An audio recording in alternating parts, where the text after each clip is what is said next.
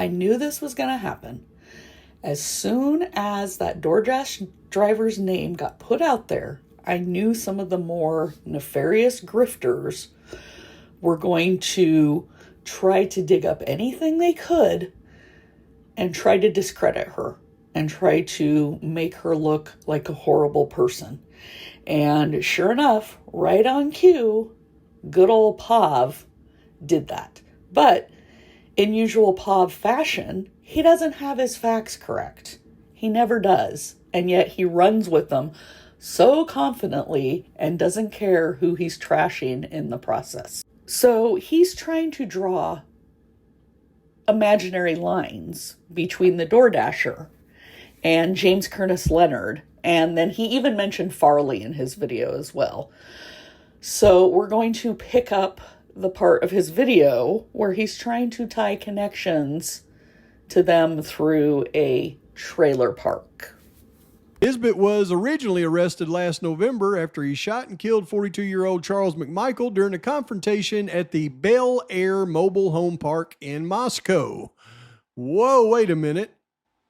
Just like everything else in this case that is so cryptic, there is not currently a Bel Air mobile home park in Moscow, Idaho. So, on a hunch though, because I had a hunch as soon as I seen this, I was looking for the connection between either McCann and Farley or McCann and Leonard. And sure enough, with just a little bit of digging, if you figure out where the Bel Air mobile home park is there in Moscow, well, you figure out exactly where Leonard lived and lives. There's your connection. Well, since the Bel Air mobile home park in Moscow is no longer there, you have to go back to 2013 where all of this happened with McMichael. And you'll see that in November 2013, the Bel Air mobile home park in Moscow was the site of the fatal shooting. A man named Charles McMichael was shot and killed during an argument with Nathaniel Nisbet inside a trailer. And then it gives you a picture right here of the trailer park. Click on it. Oh my goodness, looky here. Here's the trailer park. Palouse Trailer Parks Form Community Cooperative, the Argonaut. The Palouse Trailer Park, right there where Leonard lives. We knew it. So what he's talking about is the DoorDasher's husband's murder back in 2013. And just because the Bel Air mobile home park is not named that anymore doesn't mean that there's not still a mobile home park there. And no, it's not the same one that James Curtis Leonard was living in when he was arrested in 2022.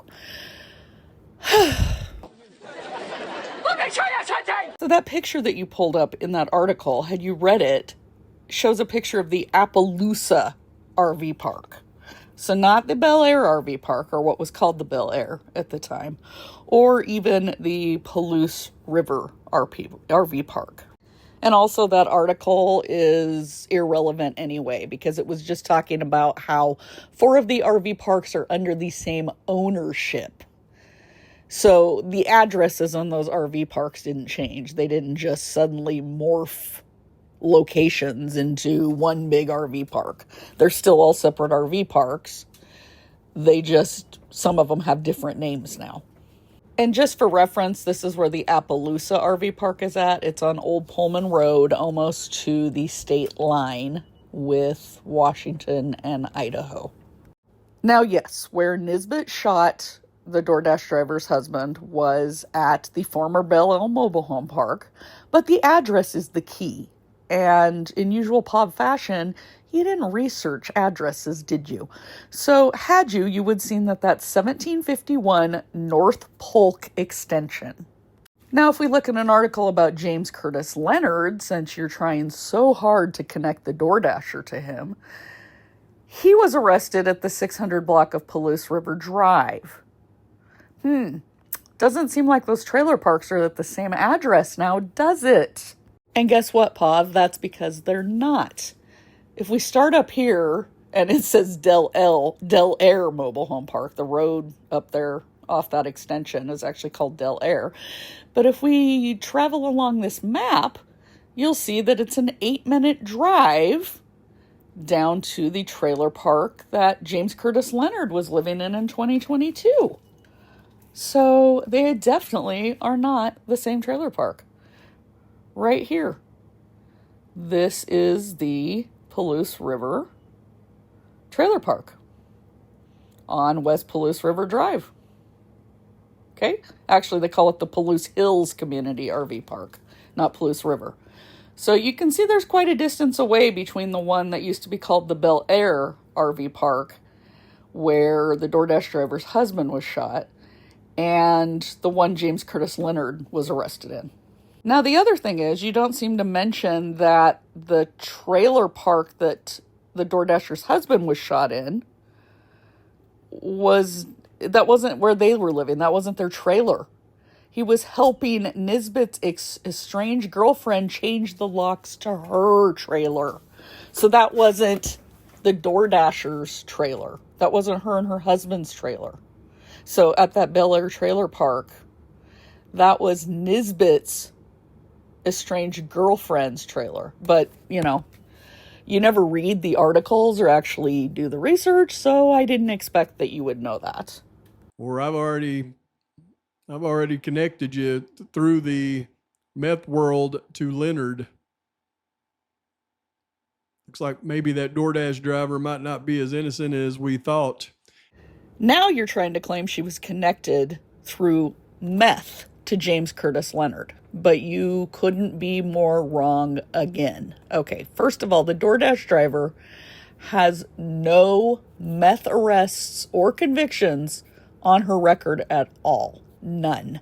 And in that body cam video, she wasn't on meth. There wasn't. I'm not even going to go into this because she doesn't deserve to have all this picked apart. But I'm just going to say there was no meth involved. She's never had any arrests for drugs or for meth. And James Curtis Leonard has also never, ever had any arrests for drugs or meth. I will show you his profile just because it's already been out there and several people have showed his background, but I'm not going to bash the DoorDash driver like you seem to want to.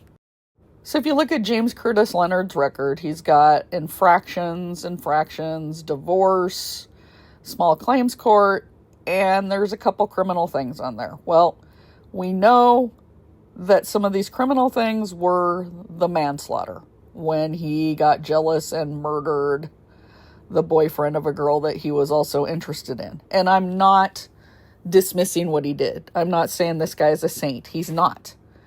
But his other criminal offense was failure to have a driver's license. Okay? So outside of the manslaughter, his only other criminal offense ever was failure to have a driver's license. He has no drug arrests, no drug charges at all on his record. So calling him a meth head would be incorrect.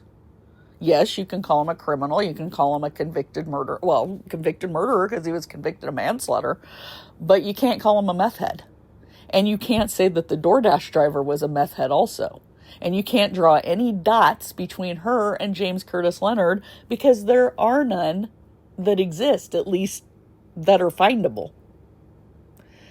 So had you pulled your head out of your ass and actually done some research, you would have found these things and seen that the dots just don't connect.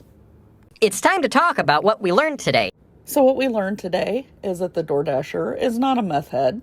We learned James Curtis Leonard is not a meth head. We learned that the former Bel Air mobile home park is not near the mobile home park that James Curtis Leonard had lived in when he was arrested. And we learned that there are no ties that we can find at all to the DoorDasher or James Curtis Leonard or Farley, for that matter. So, as I always say, do better.